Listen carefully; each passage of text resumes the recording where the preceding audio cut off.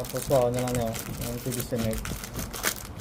Tapos inayon na lang hindi magkilawasak. Tapos ikat ko lang diyo. Hasta sa first lang dyan eh. Oo, maliit na lang. Agong tingon mo gid siya galit. Oo, tapos sprayan nyo. Panguyuan? Smile ko sa... Di pa na ma-harvest, sara mo na? Hindi. Paano Hindi sa pa sir malapad, na balan dapat. maglapad siya? Lagpad na pa rin Okay. sa ginaw. Tapos mag-harvest mo kakson na yung tanan nyo. Hindi na lang sa makat. Next naman. O script nyo lang. O hindi nyo lang pagtabot ng mga area. Ang okay pa. Kaya mabuhay pa na siya.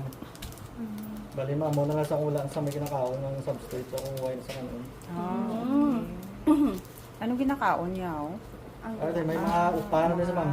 Okay, okay. Ang mga source ang yang... So napatay siya kung na sa gili. Oo, tapos sa babaw. last ba rin sa mga 3 months kung depende na sa pagsagod nyo. Kaya kinalaman, maintain man yung moisture sa sulod ng bags. Kaya kung mas hindi na anong moisture ya, ang may sila ano man.